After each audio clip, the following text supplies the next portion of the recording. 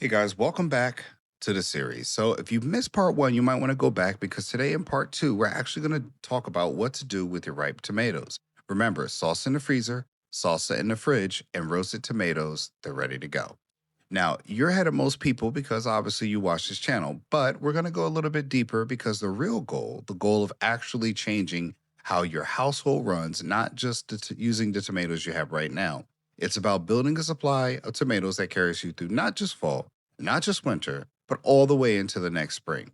The tomatoes you grew yourself, stored yourself, that cost you almost nothing and taste better than anything you can get at the grocery store.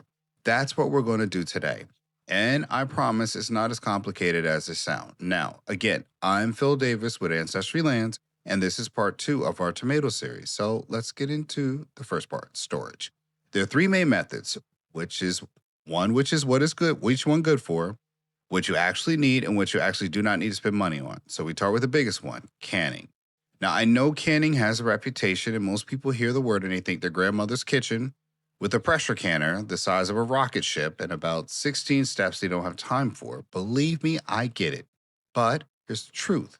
Canning tomatoes is one of the most beginner friendly things you can do to preserve food at home. Tomatoes already have enough natural acid that you do not need to pressure can them for most recipes. Keyword most. A simple water bath canner, which is just a big pot with a rack inside, is all you need to get started. And here's how it works at a basic level. You sterilize your mason jars. You can look up how to do that. You prepare your tomatoes. Now, you can do peeled tomatoes, crushed tomatoes, or diced. They all work the same way. You add a little lemon juice or citric acid to each jar to make sure the acidity level is safe. You fill those jars, leaving about half an inch of space at the top. You seal them with lids and rings and lower them into the boiling water. Process them for about 45 minutes, depending on your jar size. Pull them out, let them cool. You hear that little pop.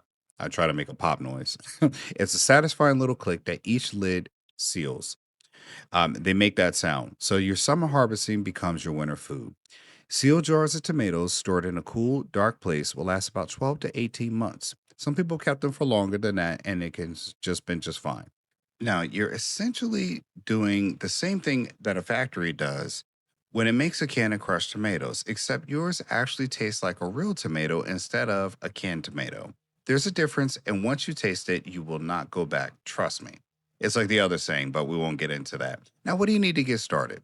A water bath canner or a large stock pot with a rack on the bottom to keep the jars off that heat. Mason jars, wide mouth quart jars are the most useful size for tomatoes, and I'll have links to the description section of those products you can get.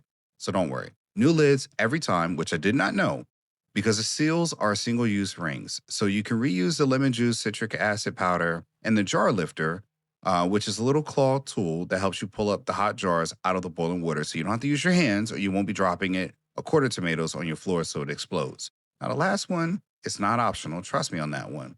What you don't need is a pressure canner for plain tomatoes. Special equipment beyond what I just listed or any experience whatsoever. Your first batch may not be perfect, and that's completely fine. You want to do it anyway because practice makes perfect, all right? Now, let's talk about freezing because this is the most method people underestimate. Freezing tomatoes is a lot faster than canning and requires almost no equipment or preserves the flavor extremely well. The trade off is that frozen tomatoes, like I said in the last video, lose their texture when they thaw. So you're not going to be pulling out a frozen tomato out of the freezer and say, oh, this looks great for my salad.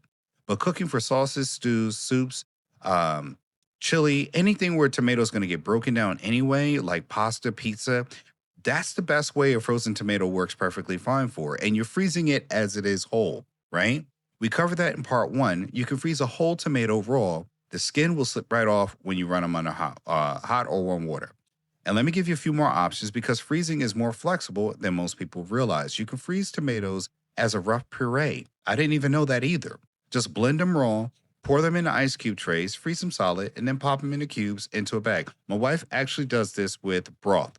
We actually freeze our broth. Each cube in a tray is roughly 2 tablespoons. When a recipe calls for a splash of tomatoes or a quick sauce base, you just grab a few cubes and toss them into the pan. No thawing, no mess, no measuring. And it's the laziest possible version of food preservation, and it works beautifully. I would suggest you might have a deep freezer because space is going to be an issue if you like live in an apartment.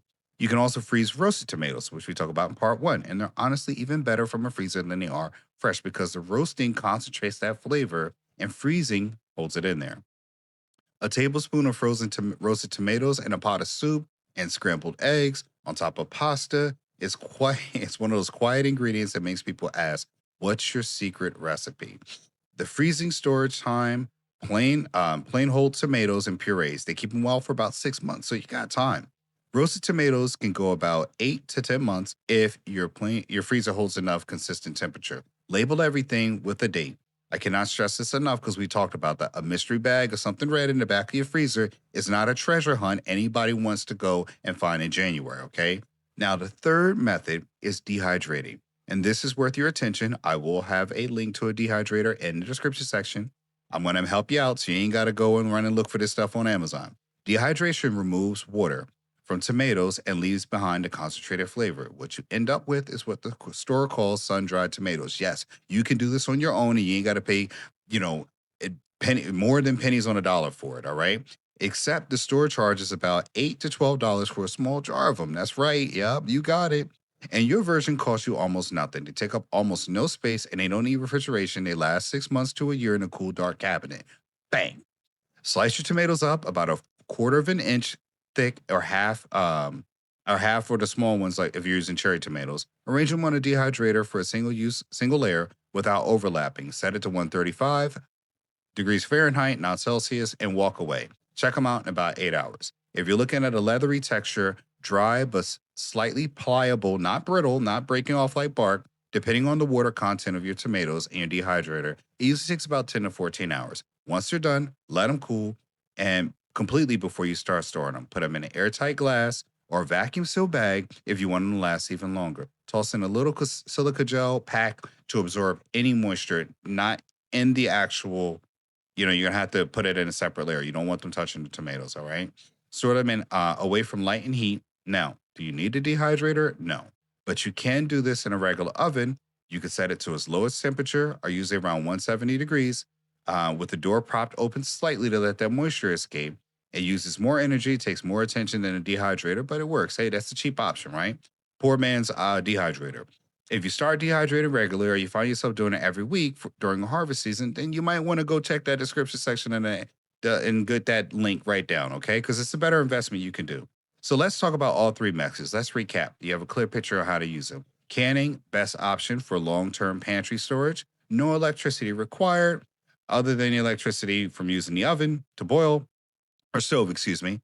Jars are sealed. Large batch of tomatoes. If you want to use them in cooked dishes, it takes almost a little bit of time up front, but the produce is mostly shelf stable results. Next, freezing is your best option for speed, flexibility, and preserving flavor. It requires a little bit of freezer space and electricity, but it's the easiest, safe method with a wide margin. Best for sauces, purees, roasted tomatoes. Now, dehydration is your best for concentrated flavor, small storage footprint, and making a premium product for a large volume of tomatoes with minimal space required.